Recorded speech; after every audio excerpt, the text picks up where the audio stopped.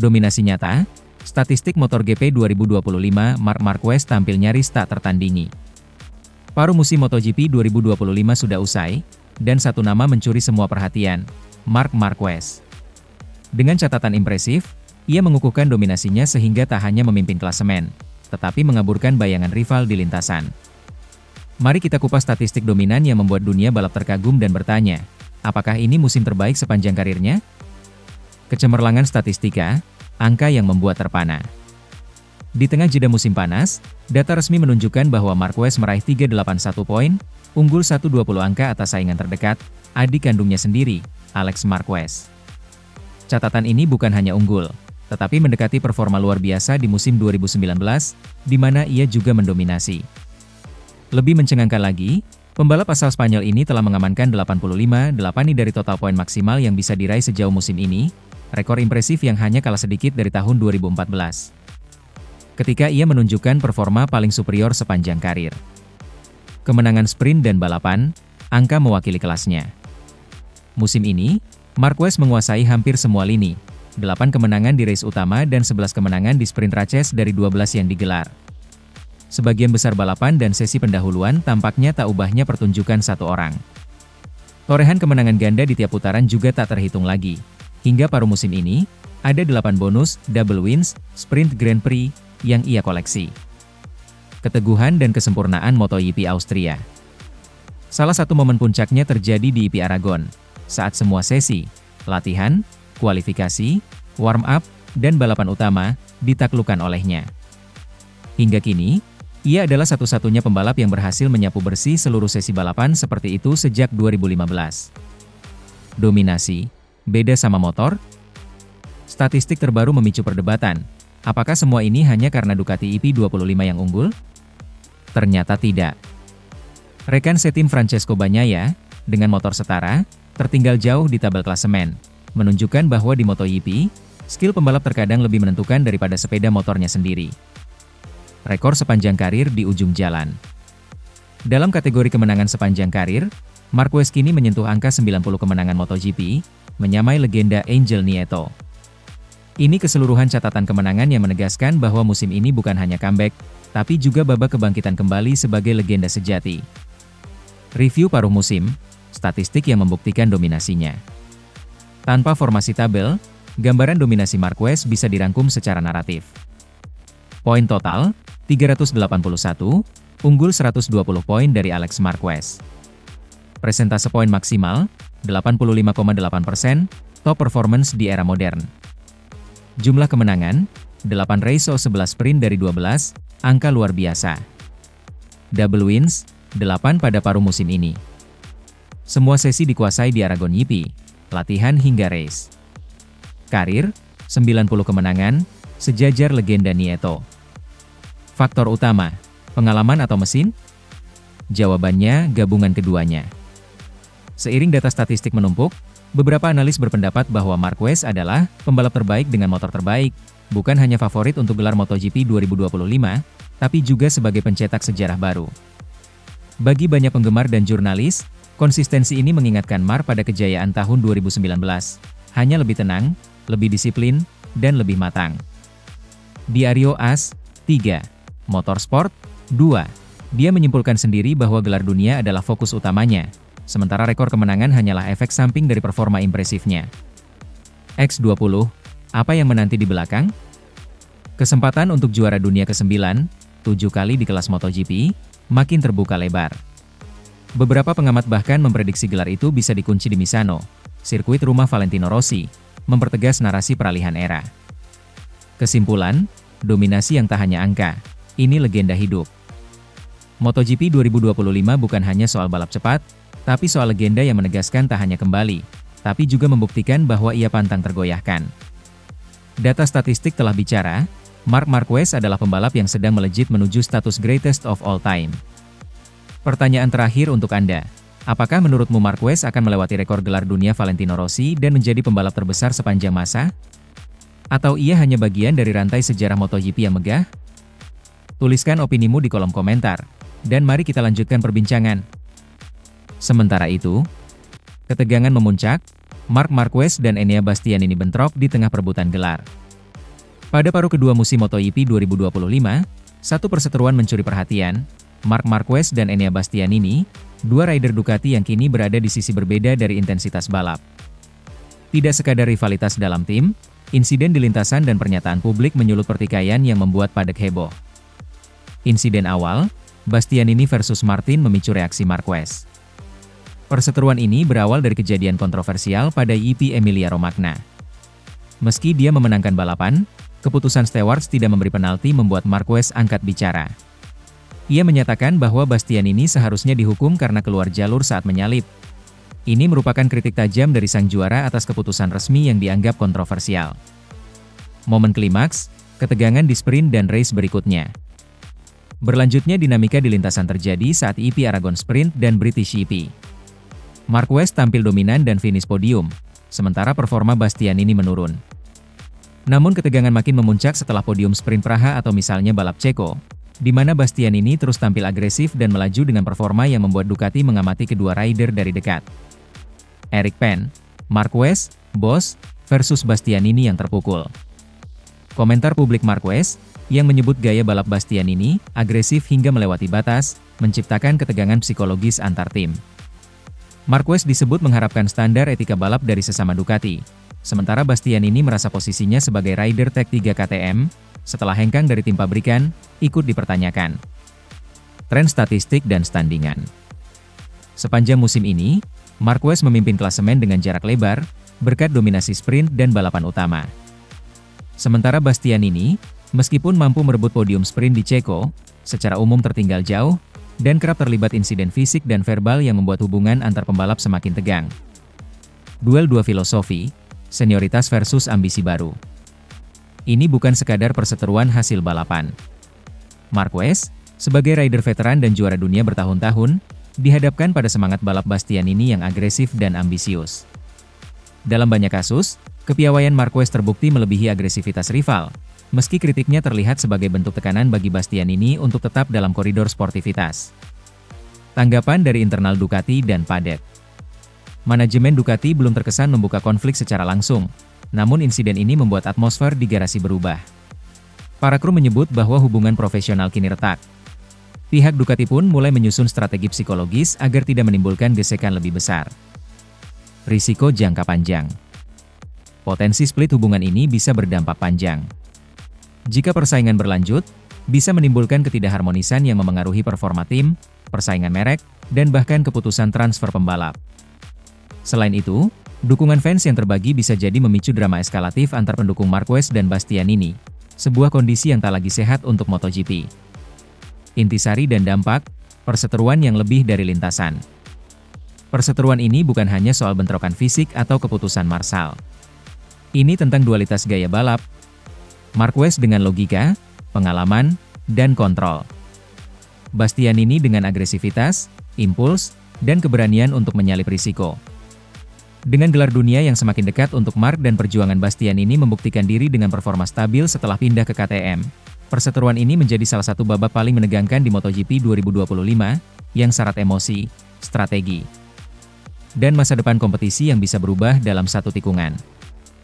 Sementara itu, tak terkalahkan, seberapa dekat Marc Marquez menyamai rekor Valentino Rossi? MotoGP 2025 sedang memasuki fase paling menggebrak. Dominasi Marc Marquez tak hanya jadi sorotan dunia, ini juga membuka pintu baru untuk menulis ulang sejarah. Setelah didera cedera panjang, sang baby alien kini kembali dan berada dalam jalur menuju rekor ikonik Valentino Rossi. Pertanyaannya, kapan ia akan menyamainya? Performa tak terkalahkan. Hingga pertengahan musim 2025, Marquez sudah memenangkan 19 dari 24 balapan yang digelar, suatu tingkat dominasi yang jarang terjadi di era modern MotoGP. Ia memimpin klasemen dengan selisih 120 poin, menjadikannya kandidat juara dunia musim ini nomor 1. Musim ini pula lah ia menampilkan konsistensi langka, 8 kemenangan race utama dan 11 kemenangan sprint dari 12 sempat digelar, angka yang membedakannya sebagai pembalap paling stabil dari semua pesaing. Menurut catatan, ia telah memenangkan 68 balapan MotoGP, menyamai rekor Giacomo Agostini di peringkat ketiga sepanjang masa. Masih perlu 21 kemenangan lagi untuk menyamai Rossi yang memimpin di angka 89 kemenangan. Target besar, menyamai Rossi. Marquez sendiri menyatakan bahwa fokus utamanya adalah gelar juara dunia, dan bukan rekor individual semata. Namun secara tidak langsung, setiap podium dan kemenangan mendekatkannya ke rekor Rossi yang telah bertahan puluhan tahun.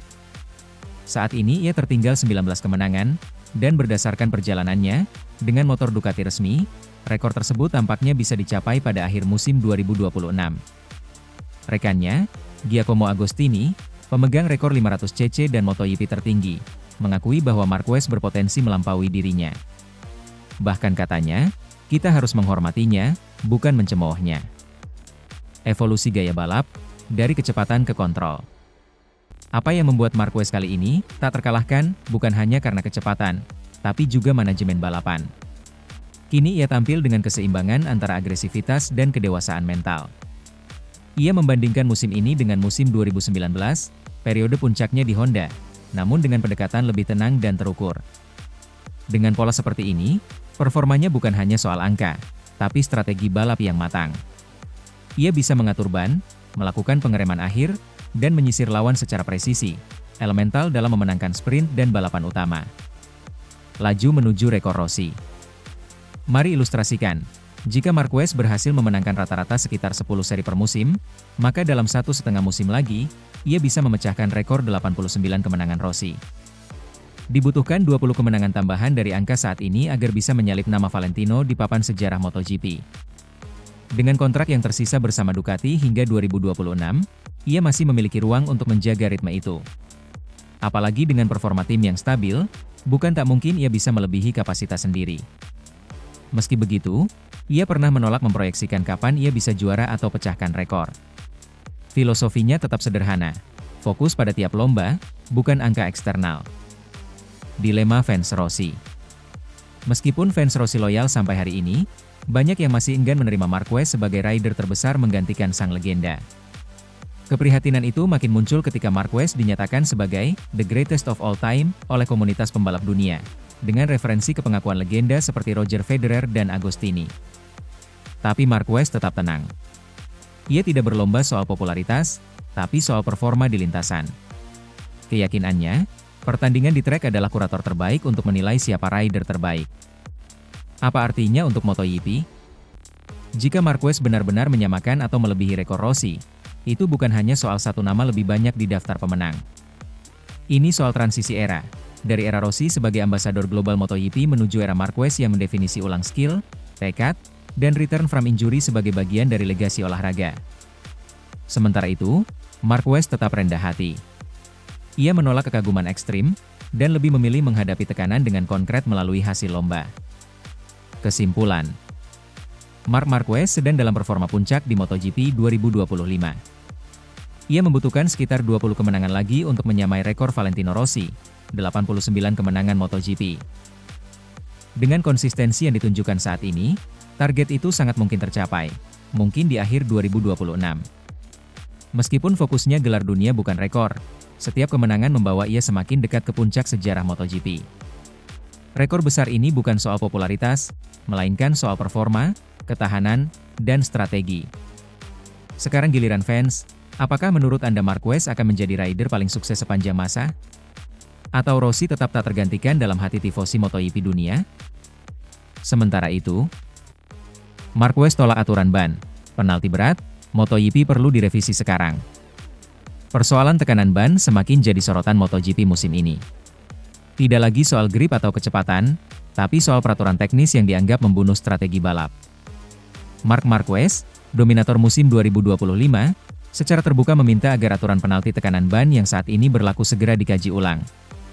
Alasannya, penalti waktu 8 detik untuk sprint dan 16 detik untuk balapan utama dianggap terlalu keras dan tidak proporsional. Masalah tekanan ban dan penalti ekstrim. Musim ini, setiap pembalap wajib mempertahankan tekanan ban depan minimal 1,8 bar, dan ban belakang 1,68 bar, selama setidaknya 60 lap dalam YP, atau 30 hi untuk sprint. Kegagalan melakukannya otomatis memicu penalti waktu besar. Regulasi ini diberlakukan sejak pertengahan 2023 untuk meningkatkan keselamatan setelah beberapa insiden tekanan ban rendah. Namun, banyak tim dan pembalap menyebut aturan itu justru mengganggu balapan. Jorge Martin bahkan menyimpulkan bahwa aturan ini membuat MotoGP menjadi bukan balapan yang sebenarnya. Aleix Espargaro pun menyebutnya bisa merusak citra kejuaraan. Dan kini, sang maestro MotoGP, Marc Marquez, angkat bicara. Strategi Marquez di Brno, taktik penalti. Di sprint race Brno, Marquez meraih kemenangan sprint ke-11 musim ini, namun sempat terciduk mendekati zona penalti. Ia sengaja membiarkan rival lewat demi menjaga tekanan ban tetap stabil, istilahnya, strategi slipstream, agar ban depannya mendapatkan panas dari motor lain. Begitu tekanan aman, barulah ia menyalip kembali dan finish pertama. Setelah itu, ia menyatakan sepakat dengan aturan tekanan ban sebagai bentuk keselamatan, tetapi secara tegas mengkritik bobot penalti. Saya setuju soal regulasi ini. Tapi penalti 8 detik atau 16 detik itu terlalu besar. Untuk saya, cukup dibagi 2, sprint 4 detik, YP 8 detik. Lebih masuk akal dan tidak menghancurkan balapan. Marc Marquez setelah sprint Brno. Menurutnya, penalti seperti sekarang justru memaksa pembalap balapan mencemaskan tekanan ban lebih dari strategi kecepatan. Pengalaman di Thailand dan Assen, 3 lap kritis. Penalti juga menjadi momok di MotoGP Thailand awal musim. Marquez meminta Alex Marquez melewatinya di lap ke-7 karena ban depannya tak memenuhi batas minimal. Ia hanya punya 3 lap tersisa untuk memenuhi persyaratan 60% balapan, sebelum kembali menyerang dan melaju unggul hingga finish. Hal serupa terulang di Assen. Ia mengizinkan Fabio Di Giannantonio menyalip agar ia bisa membuntuti untuk menaikkan tekanan ban secara tidak langsung. Sayangnya, sebuah kontak dengan Bastianini membuat tekanan turun lebih lama dan akhirnya dikenai penalti 16 detik, merusak hasil balapannya. Meski ia menerimanya, Marquez menilai situasi ini jadi bukti bahwa aturan saat ini terlalu rigid, tidak fleksibel terhadap situasi race real. Michelin dan Dorna mulai dengar. Respons dari pihak teknis juga mulai terdengar. Michelin mengatakan bersedia meninjau ulang cara penalti dijatuhkan, mengusulkan sistem long lap penalti sebagai alternatif. Tidak lagi menjatuhkan penalti besar di akhir balapan, tapi menghitung sementara saat race berjalan. Skenario ini bisa menyelamatkan hasil dan membuat penalti jadi bagian dari strategi, bukan hukuman mematikan setelah race. Hal senada disampaikan pihak Pirelli yang sejak 2027 akan menjadi pemasok ban MotoGP.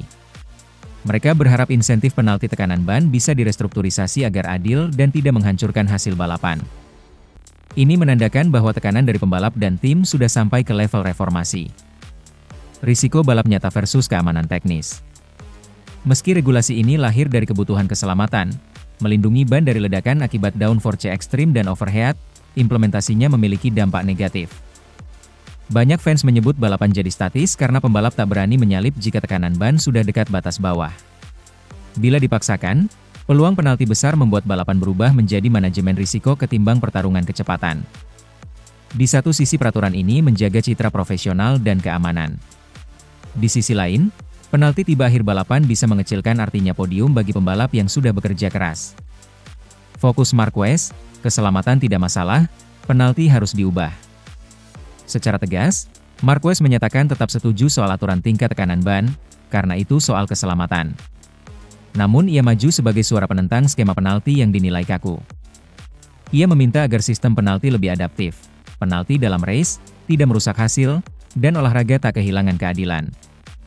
Kritik ini terasa kuat karena datang dari pembalap yang memimpin klasemen dengan selisih besar, seorang profesional yang bisa menjaga posisi juara di tengah risiko tekanan ban dan tetap berani berbicara soal perbaikan sistem.